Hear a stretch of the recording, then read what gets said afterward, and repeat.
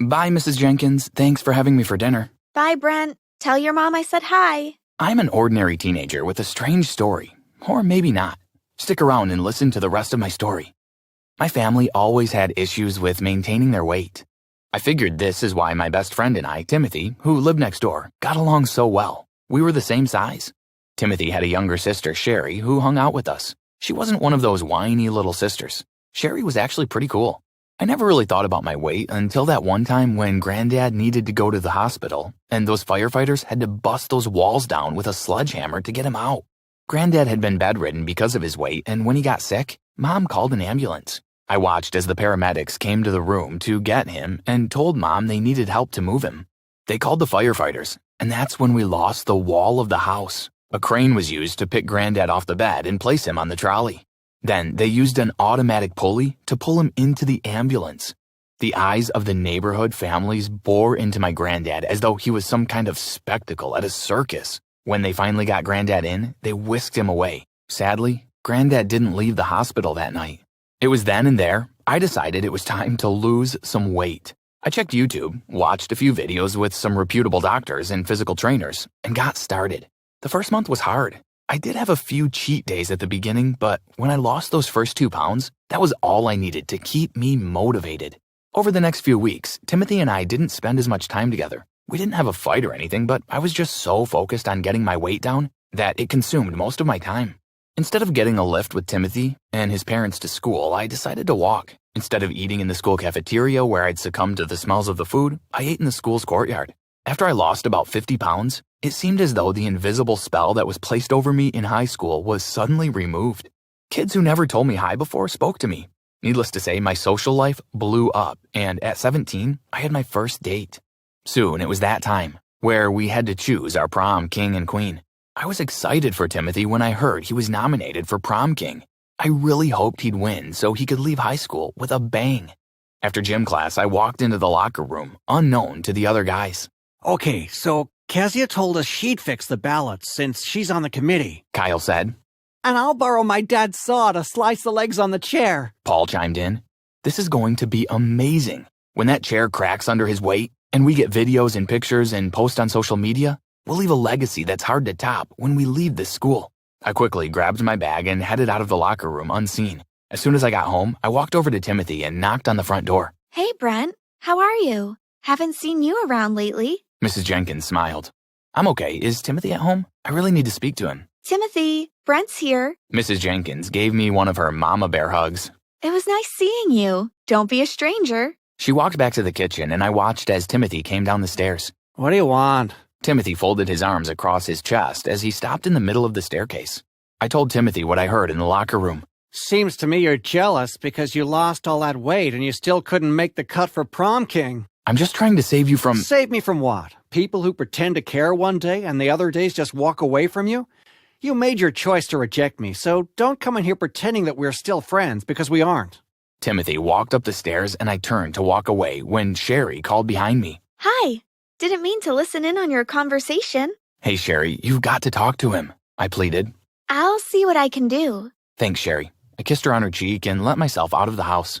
On the night of prom, I was pretty nervous. I stood in the crowd with my then-girlfriend, Victoria, and watched as Timothy proceeded to the stage when his name had been called as prom king. I tried to tell teachers at the school about what was going to happen, but they said unless I had proof, then it was my word against my peers. Timothy got up to the stage and waved at the crowd who was cheering him on. I watched as cell phones were lifted in the air and students began to record and take pictures. My stomach churned. I knew what was about to happen, but there was nothing I could do about it. After the prom queen was called up and they took a few photos, it was time for the king and queen to sit on their throne. As Timothy sat on the chair, a loud pop came from the chair as the chair legs broke off. Timothy's arms flew in the air, and finally the chair toppled off the back of the stage. There was silence for a few seconds, then an uproar as the students laughed at the sight. Even Victoria doubled over with laughter. I rushed to Timothy's side. He held his arm and groaned in pain as teachers tried to help him up. But Timothy was a big dude, so it took them a few minutes. An ambulance was called, and I drove back with Timothy to the hospital. At the hospital, Timothy was wheeled away, and I sat in the waiting room. I called Timothy's parents as well as my own to tell them what happened. Mr. and Mrs. Jenkins and Sherry arrived before my parents. I cried on Mrs. Jenkins' shoulder. I am such a bad friend. I'm so ashamed of who I became after I lost the weight. Maybe if I was a better friend, Timothy would have listened, and we wouldn't be in the hospital. Mrs. Jenkins held my face between her hands gently and looked me in the eye. Now you listen here. Timothy is in that hospital bed because he didn't listen to you. Don't you dare place that burden on yourself. Was Timothy a good friend to you? Was he cheering you on and trying to help you lose weight? As a person, you are allowed to grow and improve. Friendship is a two-way street. Timothy had his part to play as well. Mom and Dad arrived about 15 minutes later, and we filled them in on what happened. Family of Timothy Jenkins? A male doctor walked into the room and called. We all stood up and walked over to the doctor. Timothy took a hard fall. The bone that connects his elbow and forearm was completely shattered. He underwent surgery and we had to place a pin in his arm. He's still a bit groggy from his surgery, but will allow one person to visit him in a few minutes. Mr. and Mrs. Jenkins told me to go and chat with Timothy, and I followed the doctor to Timothy's room. The doctor nodded at me and told me I had 5 minutes before he left the room. Hi. I walked over to Timothy's bedside and sat on the chair. His left arm was in a cast. Hey, I didn't expect to see you here. Look, we've both made mistakes over the past few months. It doesn't mean we still can't be friends. I'm sorry for the way I acted. It just felt nice being seen, you know? I'm sorry too. I guess we've both got a lot to learn about friendship. I chatted for a few more minutes with Timothy before the doctor told me it was time to leave. I hugged Timothy and left the room.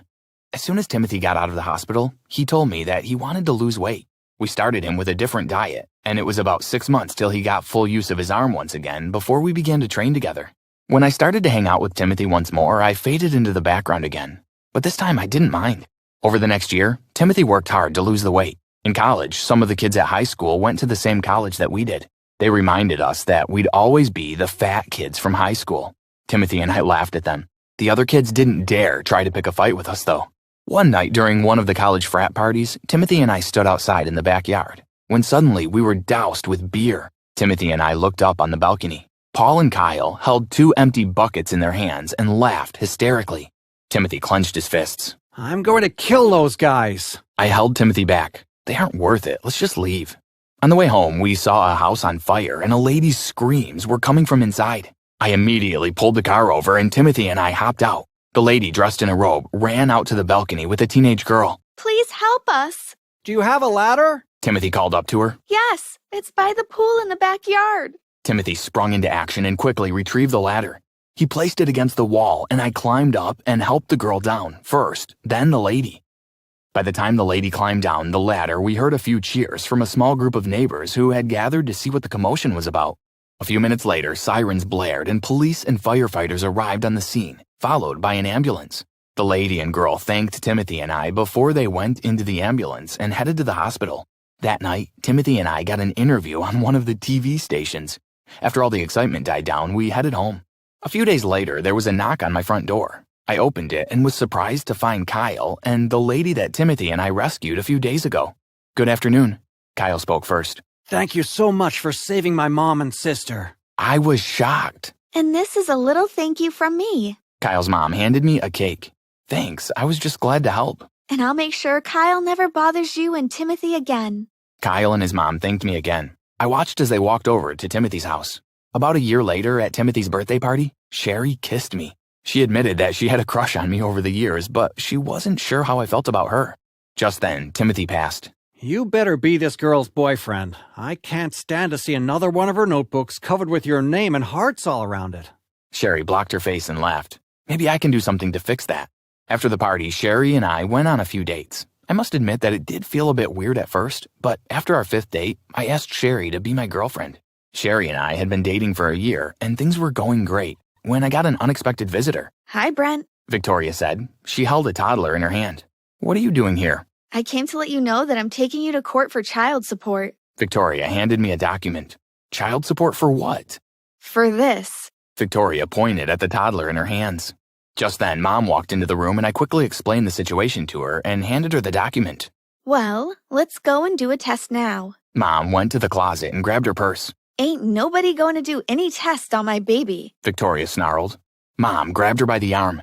And ain't no little girl going to scam my son into paying child support for a child that ain't his. Mom closed the door. When I told Sherry, she didn't say anything. About 2 weeks later, my parents, together with the lawyer, joined me in front of the judge. The lawyer told the judge that my parents and I wanted to do a paternity test to make sure that the child was mine, but Victoria denied us. The judge ordered Victoria to let me do the paternity test, and she adjourned the meeting for the following week. That same day, I took the paternity test, and we received the results a few hours later. I wasn't the father. I called Sherry, and I thought she'd be as excited as I was, but again, she didn't say anything. A few weeks later, as I flipped through the TV stations, I stopped when I saw Timothy on a paternity TV show. Intrigued, I leaned in to take in the show. Lo and behold, a few seconds later, Victoria walked out with her toddler. I watched Victoria and Timothy argue about who the father of the baby was. Finally, the host read the test results, and Timothy was the father of the baby. Timothy being the father of the child and the age of the child meant that Timothy and Victoria were together while Victoria and I were still in a relationship. I waited on Timothy's front porch for him to return home. As soon as I saw him, I landed a blow to his face that knocked him off his feet. "You slept with Victoria and then gave me a hard time about being a bad friend?" I walked away, then I turned back. "Tell Sherry that it's over between us. I figured she knew all along it was your baby and not mine. I'm so over the both of you." I switched my college and stayed at the dorm and only visited my parents once a month, even though I spoke to them every day on the phone. As soon as I finished college, I moved away and started a new life. I got married to a beautiful woman named Megan, and we have 2 beautiful kids together. As I look back on my experience, what was most amazing is you can be friends with someone for years and never really know who they are.